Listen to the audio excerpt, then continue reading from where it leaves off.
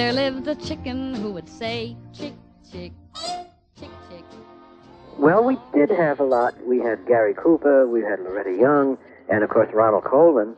When he came on, most of the big top film stars would fight to get on the Jack Benny show, knowing that they would be the star, and they would have great material.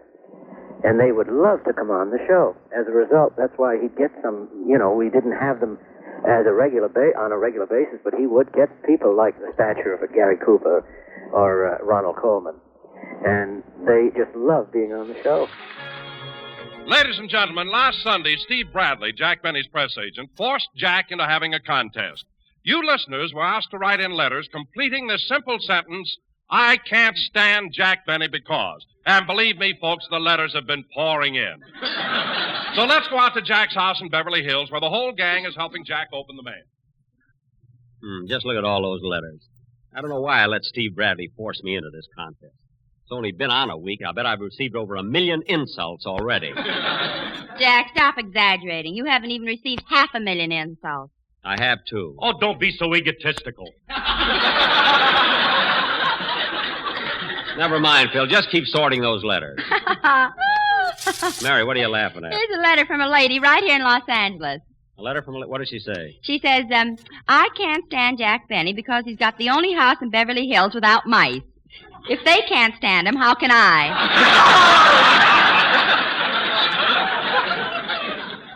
She just made that up. My house is full of mice.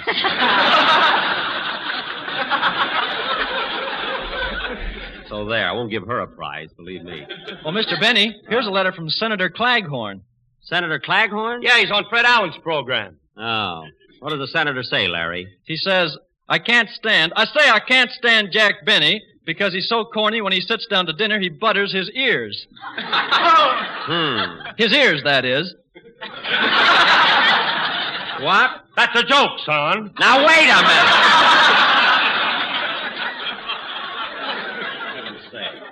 You're letting them get past you tonight. Now, cut that out. I don't care anything about him. About him, that is. Now, let's open Hey, some... Jackson, look, here's a letter from a guy who likes you. Likes me? Jack, have you been writing in? No, I haven't, and don't be funny. There are people who like me. Go ahead, Phil. Read that letter. Okay, now where's the place? Oh, here it is. I think Jack Benny is the most big-hearted man I know. Big-hearted? Yeah, see? Phil, that's pig-headed. I had to tell him yet. Oh, Rochester. Yes, boss. Are you reading any of the contest mail? Yeah, lots of it. Good. You know, boss, 2 more letters and I'll be convinced that I'm working for the wrong man. Now, wait a minute, Rochester. A lot of these letters are very nice. Of course they are. Listen to this one. I can't stand Jack Benny because he's such a spendthrift. See?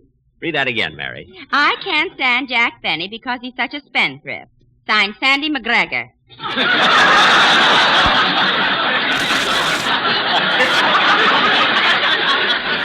Oh. And there's 3 cents due on it.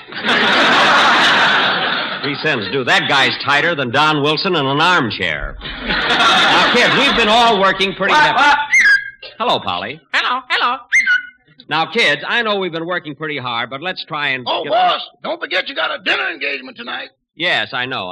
A dinner engagement? Where are you going, Jack? Oh, Mr. and Mrs. Ronald Colman invited me to dinner tonight. They live right next door, you know. You invited to the Colmans?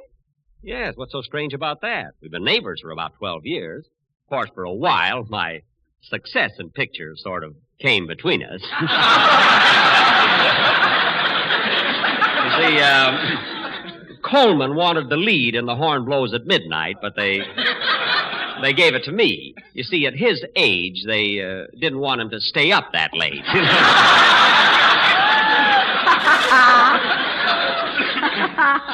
What are you giggling about? I saw the picture, and you should have gone to bed earlier, too. Oh, I don't know. Can't stand Jack Benny. What? Polly, you can't enter the contest. You're a relative.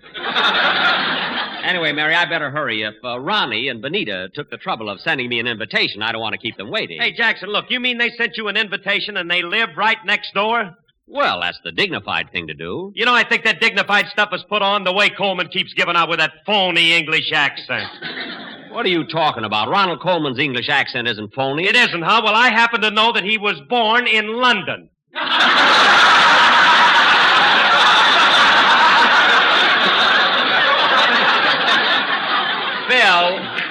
Phil, where do you think London is? It's right near Waxahachie, Texas.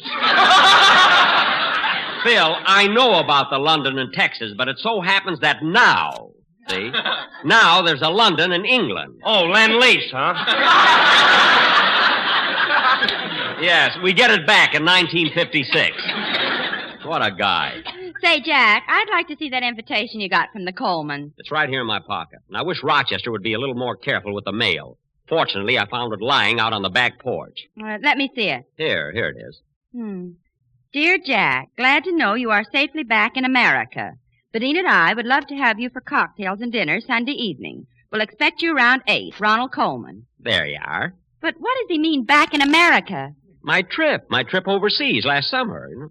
Oh, yeah. I still can't understand it. Say, boss, you better start getting dressed. It's 7:15. All right, Rochester, lay out my clothes. Okay, do you want your tuxedo or your tweed, twill, garbardine, herringbone, serge, Palm Beach, flannel, plaid, corduroy, worsted? Well... Jack, I didn't know you had so many suits. It's all one suit.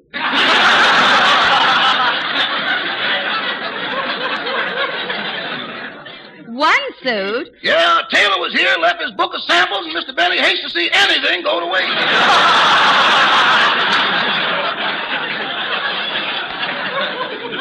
Rochester. Hey, Jackson, if you wear that suit, you'll look like the man who came to dinner and got a lot of it on you.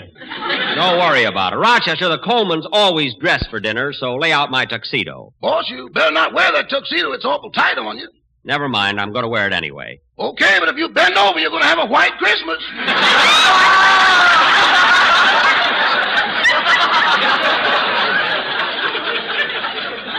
Now be careful. Now, go in the other room and lay out my clothes. Okay, which shirt do you want to wear? The plain one or the one that lights up and spells LSMFT? The plain white one tonight. That's good. The battery's down in the other one anyway. But I have to go through just to get dressed for a dinner engagement. Come in. Oh, hello, Don. Hello, Jack. How's the contest going? Fine. Come on in, Don. And, say, what's that sticking out behind you? An armchair. I couldn't get it off this morning. Oh, then I was right about it. Jack, how about the contest? Have you really been getting a lot of mail? Oh, certainly. You ought to see some of the letters, Don. People have so many reasons why they can't stand Jack, and we haven't even heard from Mama yet. Your mother can't be in it. Say, Jack, a couple of contest letters came to my house, too, and I brought them over. Good. Here's one I'd like to read to you. It's from J.P. Wilkinson of Girlsboro, North Carolina. Now, what's he got to say? Here it is. I've been smoking Lucky Strikes for 25 years because I live down here where they grow the tobacco. And I've seen Lucky's year after year buy the finer, the lighter, the naturally milder tobacco. Shona? As you all know, LSMFT stands for Lucky Strike, means fine tobacco. So round, so firm, so fully packed, so free and easy on the draw. The draw, that is. Don, we all know that, but what's this letter got to do with the contest? Oh, I'm coming to that, Jack. It's in the P.S. Oh. Here it is. I can't stand Jack Benny because he's made of the sadder, the weaker, the naturally cornier jokes. Don, that letter's more than 50 words, so it doesn't count. Well, I got to go and get dressed, kids. Where are you going, Jack? I'm invited to Ronald Colman's house for dinner. You are? Well, what's so surprising about that? I've been invited to the best homes in Beverly Hills. Only last week I was a guest at Gary Cooper's birthday party. If you were a guest, why did you have to wait on tables? I just did that for a gag. A gag, huh? Then why did the guests put tips under their plates? They did that for a gag, too. Then why did you keep the tips? I can go along with a gag, sister. Now, you kids finish sorting the mail. I got to run upstairs and get dressed. Come on, Rochester.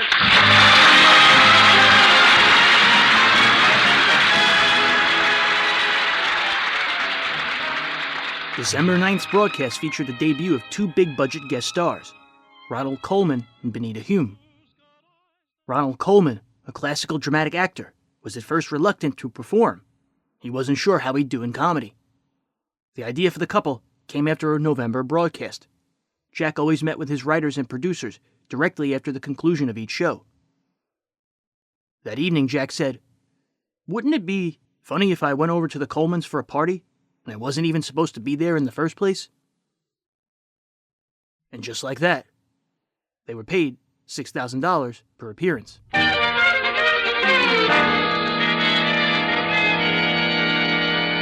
Ronnie! Ronnie, where are you? Right here in the library, Benita.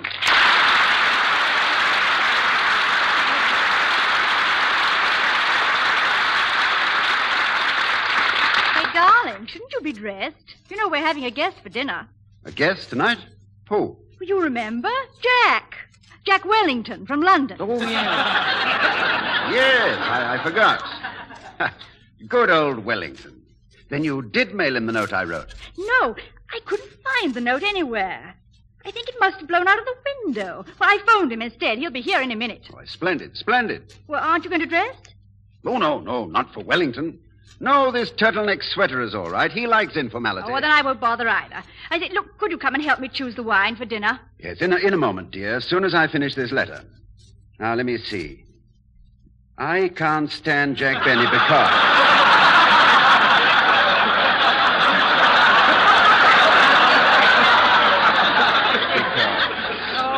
Darling, you're not entering that silly contest, are you? Oh, I certainly am. But, Ronnie, why? Well, I don't particularly dislike Jack Benny under normal conditions, but for victory bonds, it's not too difficult. But, darling, he's our next-door neighbor. Well, I know. Think of the advantage that gives us. All the other people just hear him on the radio. But we can look out of our window and get enough reasons to win all the prizes.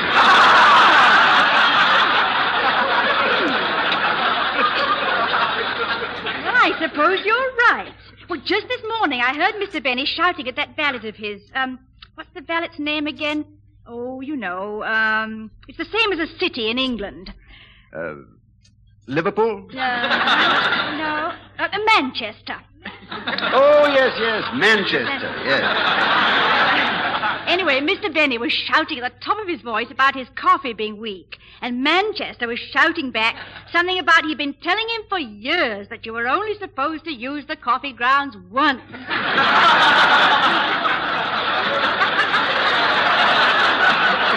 a promotion. Yes, I've heard some of those sessions. But they're mild when you compare them to the ones with that Phil Harris fellow. Phil Harris? Yes, the way he comes up the sidewalk every morning yelling, "Okay, Jackson, don't be a mug. Harris is here, so bring out the jug."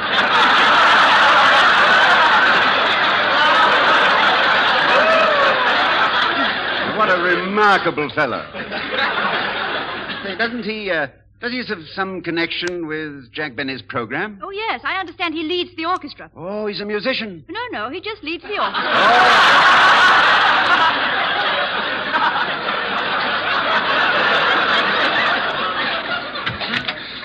I beg your pardon, Mr. Colman? Yes, Sherwood? Mr. Jack Wellington has arrived. Oh, good. Oh, come on, Ronnie. Hello, Jack! Wellington, old boy. Hello, Ronnie. Benita. It's so nice of you to have me over for dinner. I came direct from the tennis court. I hope you don't mind my being in just slacks and the slip over. No, of course not. We hate formality. Tell me, Benita, what are all those mail bags doing in front of the house next door? Oh, that's Jack Benny's house. He's running a contest. Jack Benny? Isn't that the fellow that's on the wireless? Yes. You know, I just can't stand him. He's Wait, don't say it. Don't waste it. Write it down. Write it down.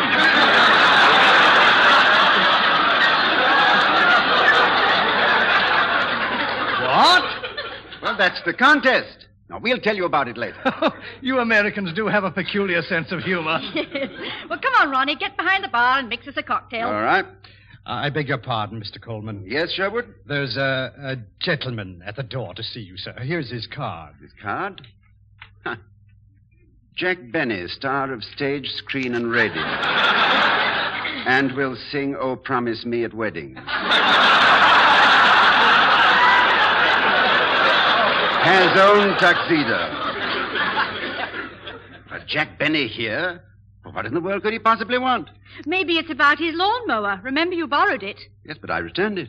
Well, maybe he wants to give you back the deposit you left on it. Well, Sherwood, look, tell him I'll call later, and we have a guest for dinner. But Mr. Colman, he said that you were expecting him for dinner. For dinner? Benita, did you invite Jack Benny for dinner? No. Are you sure you didn't? I'm positive. I say, Ronnie, is this the eccentric chap you were telling me about that's having the contest? Yes. Well, his coming here is obviously a mistake, but we may as well make the best of an awkward situation. Sherwood, show Mr. Benny in, and then set another place for dinner. Very good, sir. Follow me, Mr. Benny. Thank you. Thank you. May I take your hat, sir? No, this is the collapsible type. I just fold it up and put it in my pocket. As you wish, sir. Well. Hello, Ronnie, Benita. Hello, Jack. Come in. Yes. Come in. We're just about to have a cocktail. Mr. Benny, this is our friend Jack Wellington. Pleased to meet you, old chap. Well, I didn't expect anyone else to be here, but that's just like the Colmans. Always room for one more. Yes, sir. Ronnie. Oh, yes.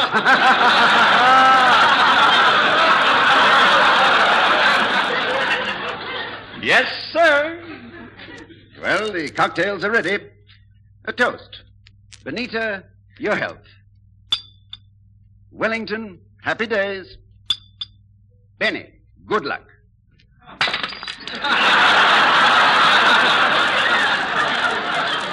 Too hard. I'm sorry. I didn't mean to break the glass. Oh, and that set was 150 years old. Well, I'm glad I didn't break any of your new stuff.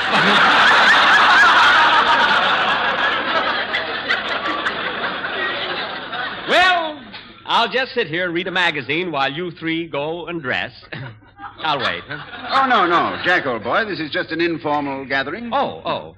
Mr. Wellington, you're from England, aren't you? Yes, I am, old fellow. Yeah, tell me, Wellington, how are things over there? Well, it's very exciting right now. Getting things going again. Especially recently with the new elections and all. Yes, I'd love to get away to England if my schedule would permit. I'd like to be there in the spring. Yes, at that time of the year, everything's so beautiful, especially the Thames. Yes, the jolly old Thames. I always take them whenever my stomach's upset.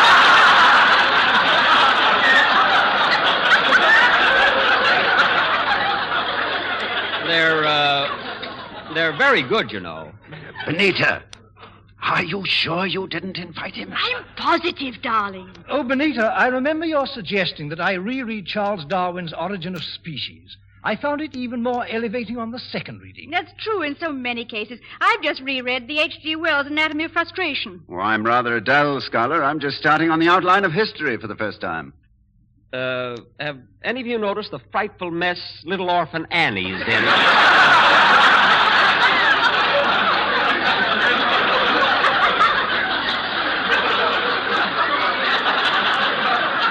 The poor little blighter. Yes, sir. Yup. Why they picked Alabama to play the Of course, Benny makes a fool of himself at dinner, and the feeling awkward Colmans can't wait for him to leave. Well, it's getting kind of late. Oh, my goodness, I didn't realize what time it was. My, yes, it is getting rather late. It's only 9:30. Yes, sir. Yup. That time marches on. Yes, sir. Yup.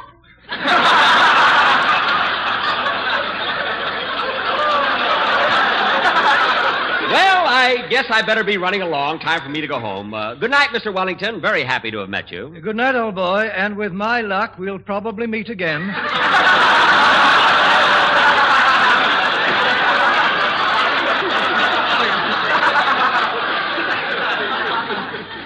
Yes, thank you.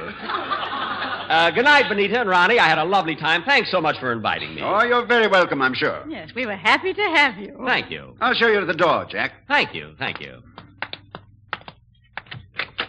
Well, good night, Ronnie, old boy. I had a swell time. Say, I'm awfully sorry about Wellington. Wellington? What do you mean? Oh, I know you're loyal to your friends, but isn't it awful the way a guy like him can throw a damper on a party? You know, Jack, there's a lot of truth in what you say. You're telling me, huh? Well, goodbye. I'm not out yet.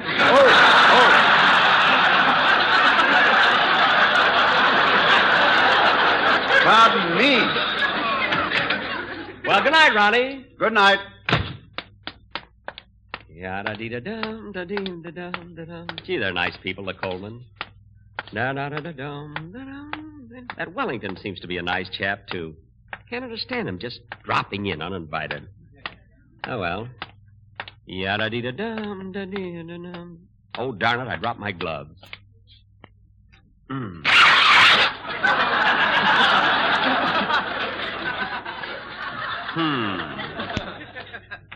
Can it be the breeze that fills the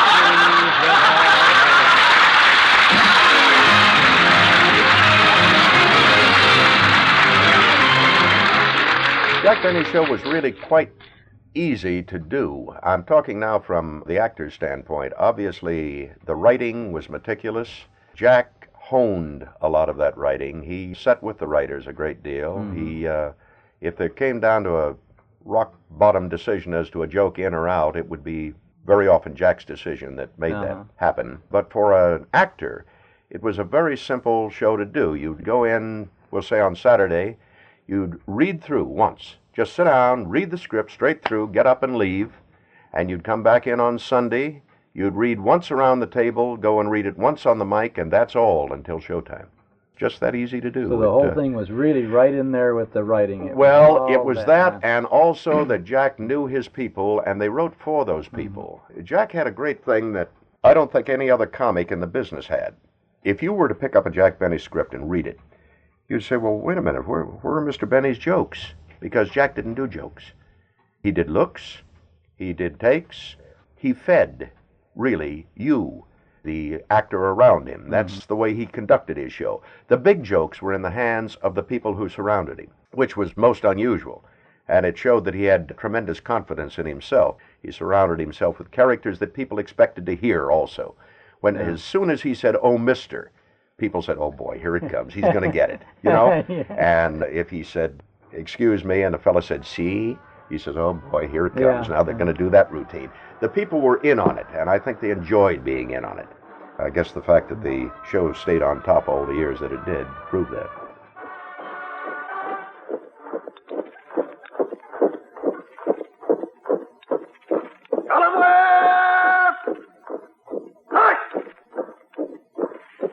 Hey, Joe, what a parade. Yeah, ain't it exciting? I never saw so many guys in uniform. Yeah, what are they, soldiers, sailors, or Marines? They're mailmen. Mailmen? Sure, haven't you heard? Jack Benny's running a contest. I can't stand Jack Benny. Well, neither can I, but what's the contest about? That's it. I can't stand Jack Benny because there's $10,000 in prizes. No kidding. I even sent in a letter myself. You did? What did you say? Oh, plenty. When I got through, I had to wash out my fountain pen with soap. Life boy yet.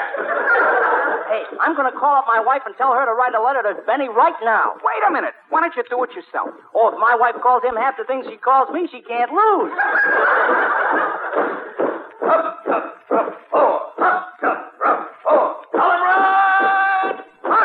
Hey, look. They're marching right up to Jack Benny's door.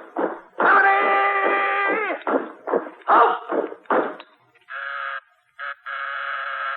Hey, Jackson, there's the doorbell. I heard it, Phil. Rochester, answer the door. I can't move, boss. The ladder's up to my knees. The ladder isn't so high. It ain't here. I'm sitting on a horse. The contest was working.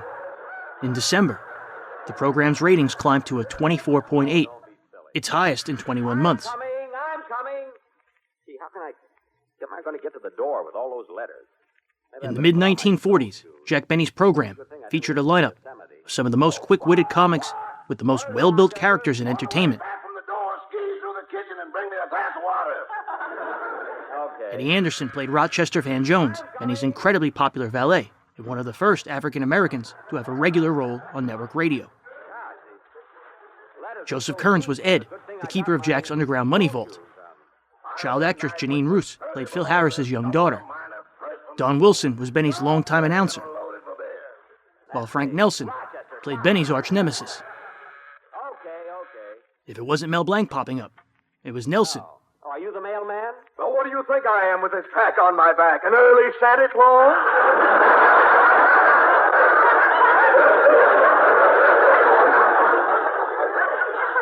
I never saw a guy that does so many things. Huh? You and your contest. Well, can I help it if so many people can't stand me? Besides, what are you griping about? You got over 200 letter carriers helping you. I know, but it wasn't easy getting them. What? We have the only post office in the country with a draft board. Now, look. Don't you shout at me. See those 4 stars on my shoulders? Well, what does that mean? I'm a postmaster general, silly. I knew I shouldn't have asked him. Now, look. Will you please stop with all this? Quiet. A message is coming in on my walkie-talkie. Flight commander to control tower. Flight commander to control tower. We're circling Beverly Hills. Please give instructions.